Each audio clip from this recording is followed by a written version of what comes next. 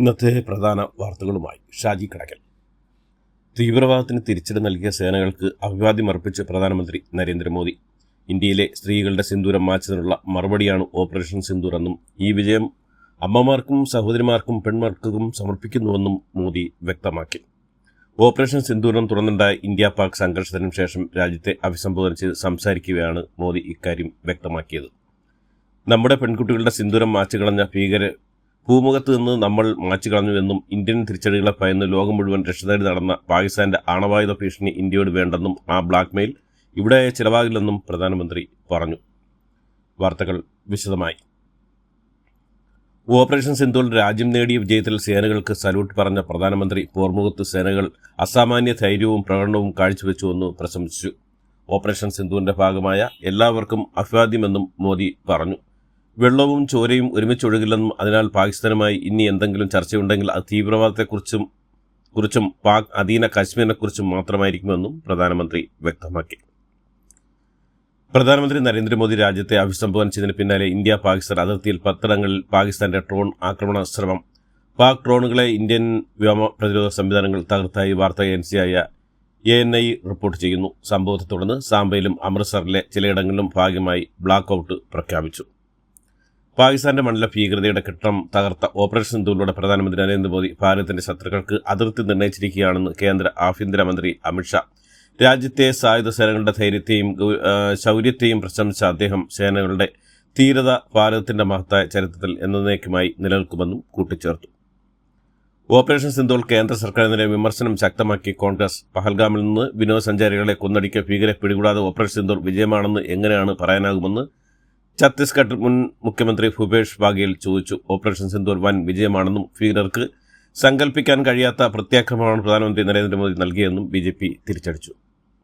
അമേരിക്കയുടെ ഇടപെടൽ മൂലമാണ് ഇന്ത്യൻ പാകിസ്ഥാൻ വെടിനിർത്തൽ യാഥാർത്ഥ്യമായതെന്നും ആണവയുദ്ധമാണ് ഒഴിവാക്കിയെന്നും വ്യാപാര ബന്ധം അവസാനിപ്പിക്കണമെന്നും പറഞ്ഞതോടെയാണ് ഇരു രാജ്യങ്ങളും വെടിനിർത്തൽ അംഗീകരിച്ചതെന്ന് അമേരിക്കൻ പ്രസിഡന്റ് ഡൊണാൾഡ് ട്രംപിന്റെ പുതിയ അവകാശവാദം. എന്നാൽ ട്രംപിന്റെ ഈ അവകാശവാദം ഇന്ത്യ തള്ളിക്കളഞ്ഞിരിക്കുകയാണ്. അമേരിക്കയുമായുള്ള സംഭാഷണത്തിൽ ഒരു ഘട്ടത്തിലും വ്യാപാരത്തെക്കുറിച്ച് പരാമർശമുണ്ടായിരുന്നില്ലെന്നും ട്രംപിന്റെ അവകാശവാദം തെറ്റാണെന്നും അമേരിക്കൻ വൈസ് പ്രസിഡന്റ് JD വാൻസുമായി വിദേശകാര്യമന്ത്രി നടത്തിയ ചർച്ചകളിലും വ്യാപാരത്തെക്കുറിച്ച് ഒരു പരാമർശമുണ്ടായില്ലെന്നും ഇന്ത്യ വിശദീകരിച്ചു.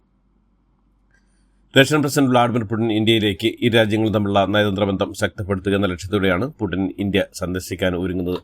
പ്രധാനമന്ത്രി നരേന്ദ്രമോദിയും പുടിനും ഫോണിൽ സംസാരിച്ചെന്നും ഭീകരതയെ ചെറുക്കുന്നതിൽ ഇന്ത്യയും റഷ്യയും തമ്മിലുള്ള തുടർച്ചയായ സഹകരണത്തിന്റെ അടിയന്തര ആവശ്യകത ഇരുപക്ഷവും ഊന്നിപ്പറഞ്ഞുവെന്നും റഷ്യൻ പ്രസിഡന്റ് ഔദ്യോഗിക വെബ്സൈറ്റ് സ്ഥിരീകരിച്ചു. വർഷാവസാനം ഇന്ത്യയിൽ നടക്കുന്ന വാർഷിക ഉച്ചകോടിയിലായിരിക്കും പുടിൻ പങ്കെടുക്കുക.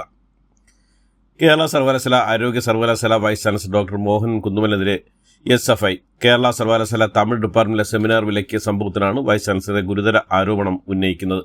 കേരളത്തിലെ വിദ്യാർത്ഥികൾക്ക് രാജ്യസ്നേഹ സർട്ടിഫിക്കറ്റ് VC നൽകേണ്ടതില്ലെന്നും ഡോക്ടർ മോഹൻ കുന്നുമൽ വിദ്യാർത്ഥികളെ ഭീഷണിപ്പെടുത്തുകയാണെന്നും SFI സംസ്ഥാന സെക്രട്ടറി PS സഞ്ജീവ് ആരോപിച്ചു. കേരള സർവകലാശാല തമിഴ് ഡിപ്പാർട്ട്മെന്റിൽ സെമിനാർ വിലക്കിയ സംഭവത്തിൽ കടുത്ത നടപടികൾ വേണ്ടെന്ന് സർവകലാശാലയുടെ തീരുമാനം. വിദ്യാർത്ഥി മാപ്പ് അപേക്ഷ പശ്ചാത്തലത്തിലാണ് സർവകലാശാല ഇങ്ങനെ ഒരു തീരുമാനം എടുത്തിരിക്കുന്നത്. മലപ്പുറത്ത് നിപ്പ ബാധിച്ച രോഗിയുടെ സമ്പർക്ക പട്ടികയിൽ ഉൾപ്പെടെ 2 പേരുടെ പരിശോധന ഫലം കൂടി നെഗറ്റീവായതായി ആരോഗ്യ മന്ത്രി വീണ ജോർജ്. ഇതോടെ 49 പേരുടെ പരിശോധന ഫലം നെഗറ്റീവായി. പുതുതായി ചുമതലയേറ്റ KPCC അധ്യക്ഷൻ സണ്ണി ജോസഫും മറ്റ് ഭാരവാഹികളും ഇന്ന് ഹൈക്കമാൻഡ് നേതാക്കളെ കാണും. വൈകിട്ട് 4 മണിക്ക് AICC ആസ്ഥാനത്താണ് കൂടിക്കാഴ്ച. രാഹുൽ ഗാന്ധി, മല്ലികാർജ്ജുൻ ഖാർഗെ, കേരളത്തിന്റെ ചുമതലയുള്ള ജനറൽ സെക്രട്ടറി ദേവാദാസ് മുൻഷി തുടങ്ങിയവർ കൂടിക്കാഴ്ചയിൽ പങ്കെടുക്കും. മുൻ KPCC പ്രസിഡന്റ് K സുധാകരൻ ശക്തനായ നേതാവായിരുന്നുവെന്ന് പത്മജ വേണുഗോപാൽ. പുതിയ KPCC പ്രസിഡന്റ് സണ്ണി ജോസഫിനെ കണ്ണൂരിൽ അറിയാമെങ്കിലും സംസ്ഥാന വ്യാപകമായി അദ്ദേഹത്തെ അറിയുമോ എന്ന് സംശയമുണ്ടെന്നും അദ്ദേഹം കഴിവ് തെളിയിക്കട്ടെ എന്നും പത്മജ പ്രതികരിച്ചു. കൊഴുപ്പ് നീക്കൽ ശസ്ത്രക്രിയയ്ക്ക് വിധേയായ യുവതി ഗുരുതരാവസ്ഥയായ സംഭവത്തിൽ ശസ്ത്രക്രിയ നടത്തിയ കഴക്കൂട്ടത്തെ കോസ്മെറ്റിക് ക്ലിനിക്കിന്റെ രജിസ്ട്രേഷൻ റദ്ദാക്കി. ലൈസൻസിന് വിരുദ്ധമായി പ്രവർത്തിച്ചതിനാണ് ആശുപത്രി രജിസ്ട്രേഷൻ റദ്ദാക്കിയത്. ആശുപത്രിക്കെതിരായ പരാതിയിൽ അന്വേഷണം നടക്കുന്നതിലാണ് ലൈസൻസ് നൽകിയതിനെതിരെ ഗുരുതരാവസ്ഥയിൽ കഴിയുന്ന നീതുവിന്റെ കുടുംബവും രംഗത്ത് വന്നിരുന്നു. കഴക്കൂട്ടത്തെ സ്വകാര്യ ക്ലിനിക്കിൽ കൊഴുപ്പ് നീക്കൽ ശസ്ത്രക്രിയ വിധേയനായതിന് പിന്നാലെ യുവതി ഗുരുതരാവസ്ഥയിലാവുകയും 9 വിരലുകൾ മുറിച്ചു മാറ്റേണ്ടി വരികയും ചെയ്ത സംഭവത്തിൽ ചികിത്സാ പിഴവിൽ ഇന്നലെ പുറത്തുവന്ന മെഡിക്കൽ ബോർഡ്. എന്നാൽ മെഡിക്കൽ ബോർഡ് ഒത്തുകളിക്കുകയാണെന്ന് ശസ്ത്രക്രിയയ്ക്ക് വിധേയായ യുവതിയുടെ കുടുംബവും ആരോപിച്ചു. ഇടുക്കി ജില്ലയിലെ മൂന്നാർ ഗ്യാപ് റോഡിലുള്ള യാത്രയ്ക്ക് നിരോധനം. റോഡിലേക്ക് കല്ലും മണ്ണും ഇടിഞ്ഞു വീണതിന് പിന്നാലെയാണ് ജില്ലാ കളക്ടറുടെ ഉത്തരവ്. അപകട സാധ്യത കണക്കിലെടുത്താണ് നിരോധനം ഏർപ്പെടുത്തിയെന്ന് കളക്ടർ വിശദീകരിച്ചു. ഓപ്പറേഷൻ ക്ലീൻ സ്റ്റേറ്റിന്റെ ഭാഗമായുള്ള പരിശോധനയിൽ ബാംഗ്ലൂരിൽ നിന്ന് സുൽത്താൻ ബത്തേരിലേക്ക് വരികയായിരുന്ന KSRTC ബസ്സിലെ യാത്രക്കാരിൽ നിന്ന് 16.399 ഗ്രാം മെത്തഫെറ്റമിൻ പിടികൂടി. കോഴിക്കോട് ഒളവണ്ണ സ്വദേശി അദ്വൈത് PT ആണ് പിടിയിലായത്. പാലിയേക്കരയിൽ ടോൾ പ്ലാസ ജീവനക്കാരിൽ ലോറി ഡ്രൈവർ മർദ്ദിക്കുന്ന ദൃശ്യങ്ങൾ പുറത്ത്. ടോൾ ബൂത്തിലെ കളക്ഷൻ ജീവനക്കാരനായ ഉത്തർപ്രദേശ് ഫൈസാബാദ് സ്വദേശി പപ്പുകുമാറിനാണ് മർദ്ദനമേറ്റത്. ശനിയാഴ്ച രാത്രി 11:30 സംഭവം. പരിക്കേറ്റ പപ്പുകുമാറിന്റെ പരാതിയിൽ കേസെടുത്ത പുതുക്കാട് പോലീസ് പ്രതിയെ കസ്റ്റഡിയിലെടുത്തു. ചേർപ്പ് സ്വദേശിയാണ് പോലീസിന്റെ പിടിയിലായത്. കൊല്ലം അലൈമൺ കരുവോണിൽ തെരുവുനായ ആക്രമണത്തിൽ ഒരു കുട്ടി ഉൾപ്പെടെ 11 പേർക്ക് പരിക്കേറ്റവർ പാരിപ്പള്ളി മെഡിക്കൽ കോളേജ് ആശുപത്രിയിലും കടയ്ക്കൽ താലൂക്ക് ആശുപത്രിയിലും ചികിത്സ നേടി. ആക്രമിച്ച നായയെ നാട്ടുകാർ ചേർന്ന് തല്ലിക്കൊന്നു. സംസ്ഥാനത്തെ പേവിഷബാധയേറ്റ് മരിച്ചവരുടെ എണ്ണം കൂടി വരികയാണ്. തെരുവുനായ ആക്രമണത്തിൽ സംസ്ഥാനത്തെ ഒരാഴ്ചക്കിടെ 3 കുട്ടികൾ മരിച്ചിരുന്നു. മലപ്പുറത്തും പത്തനംതിട്ടയിലും കൊല്ലത്തുമാണ് കുട്ടികൾ മരിച്ചത്. വാക്സിൻ എടുത്തതിനു ശേഷമായിരുന്നു ഒരു മരണം. 5 അംഗ സംഘം ബസ് ഡ്രൈവറുടെ കഴുത്തിൽ വടിവാൾ വെച്ച് ഭീഷണിപ്പെടുത്തി. തിരുവല്ല മല്ലപ്പള്ളിയിലാണ് സംഭവം. സ്വകാര്യ ബസ് ജീവനക്കാർ തമ്മിലുള്ള തർക്കത്തെ തുടർന്നാണ് ഭീഷണി. തിരുവമ്പാടി ബസിന്റെ ഡ്രൈവർ വിഷ്ണുവിനാണ് 5 അംഗ സംഘം ഭീഷണിപ്പെടുത്തിയത്. തൃശൂർ പൂരത്തിനിടയ്ക്ക് ആന ഓടി ആനകളുടെ കണ്ണിലേക്ക് ലേസർ അടിച്ചെന്ന ആരോപണം. പാറമേക്കാവ് ദേവസ്വമാണ് ഗുരുതര ആരോപണം ഉന്നയിച്ചത്. ആനകളുടെ കണ്ണിലേക്ക് ലേസർ അടിച്ചെന്നും ഇതേ തുടർന്നുമാണ് ആനകൾ ഓടിയെന്നും ഇവർ പറയുന്നു. കള്ളക്കടൽ പ്രതിഭാസത്തിന്റെ ഭാഗമായി കേരള തീരത്തും കന്യാകുമാരി തീരത്തും ഇന്ന് രാത്രി 11:30 വരെ ഉയർന്ന തിരമാലകൾ കാരണം കടലാക്രമണ സാധ്യതയുണ്ടെന്ന് ദേശീയ സമുദ്രസ്ഥിതി പഠന ഗവേഷണ കേന്ദ്രം അറിയിച്ചു. മത്സ്യത്തൊഴിലാളികളും തീരദേശവാസികളും ജാഗ്രത പാലിക്കണമെന്നും സംസ്ഥാന ദുരന്ത നിവാരണ അതോറിറ്റിയും അറിയിച്ചു.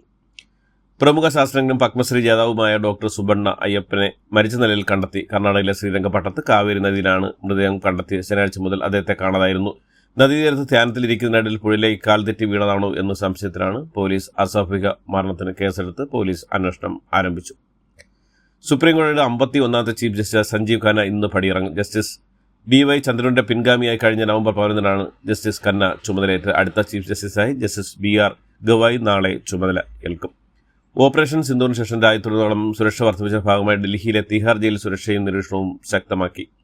ഓപ്പറേഷൻ സിന്ദൂർ രാജ്യവ്യാപക പ്രചരണത്തിന് BJP ഓപ്പറേഷൻ സിന്ദൂർ വിജയമെന്ന് പ്രഖ്യാപിച്ച പിന്നാലെയാണ് BJP രാജ്യവ്യാപക പ്രചരണത്തിന് ഇറങ്ങുന്നത്. ഇന്ത്യയും പാകിസ്ഥാനും തമ്മിലെ DGMO തല ചർച്ചയിൽ മുന്നറിയിപ്പുമായി ഇന്ത്യ. ഒരു വെടി പോലും ഉതിർക്കരുതെന്നും വെടിനിർത്താൽ സമ്പൂർണ്ണമായി നടപ്പാക്കണമെന്നും പാകിസ്ഥാനോട് ഇന്ത്യ ആവശ്യപ്പെട്ടു. അതിർത്തി മേഖലയിൽ നിന്ന് ഇരുപക്ഷവും സേനകളെ കുറച്ച് തുടങ്ങാനും തീരുമാനമുണ്ട്. സിന്ധു നദീജല കര അടക്കമുള്ള വിഷയങ്ങൾ ഈ യോഗത്തിൽ ചർച്ച ചെയ്തില്ല. ഇന്നലെ വൈകിട്ടോടെ ആരംഭിച്ച ചർച്ച 30 മിനിറ്റോളമാണ് നീണ്ടുന്നത്. ചർച്ച തുടരാനും യോഗത്തിൽ ധാരണയായി. ശ്രീലങ്കയിൽ ബസ് പാറക്കെട്ടിലേക്ക് മറിഞ്ഞ് മരിച്ചവരുടെ എണ്ണം 21 14 പേർക്ക് പരിക്കേറ്റു. കൊട്മലെ എന്ന സ്ഥലത്ത് വെച്ചാണ് സർക്കാർ ബസ് മറിഞ്ഞത്. തുർക്കിയുമായുള്ള സംഘർഷം അവസാനിപ്പിച്ച ആയുധം താഴെ വയ്ക്കുകയാണെന്ന് Kurdistan workers party. American president Donald ട്രംപിനെ വരവേൽക്കാൻ സജ്ജമായി സൗദി തലസ്ഥാനം. 2ാം തവണ പ്രസിഡന്റായ ശേഷം ട്രംപിന്റെ മിഡിൽ ഈസ്റ്റിലേക്കുള്ള ചരിത്രപരമായ ആദ്യ യാത്ര ഇന്ന് തുടങ്ങും. ഖത്തർ സന്ദർശിക്കുന്ന US പ്രസിഡന്റ് ഡൊണാൾഡ് ട്രംപിന് കാത്തിരിക്കുന്ന കോടികൾ വിലയുള്ള അത്ഭുത സമ്മാനമെന്ന് റിപ്പോർട്ടുകൾ. 50 ഇടങ്ങളായി പാകിസ്ഥാൻ സൈന്യത്തിന് നേരെ ആക്രമണം നടത്തിയെന്ന അവകാശവാദമായി ബലൂചിസ്ഥാൻ ലിബറേഷൻ ആർമി 71 ആക്രമണങ്ങളാണ് പാക് സൈന്യത്തെയും ISIയെയും ലക്ഷ്യമിട്ട് നടത്തിയതെന്ന് BLA പ്രസ്താവനയോടെ അറിയിച്ചു. ഗാസയിൽ ബന്ദിയാക്കിയിരുന്ന അവസാനത്തെ അമേരിക്കൻ പൗരനെയും വിട്ടയച്ചതായി ഹമാസ്. ഇതോടുകൂടി ഇന്നത്തെ വാർത്തകൾ അവസാനിക്കുന്നു. എല്ലാവർക്കും നന്ദി, നമസ്കാരം.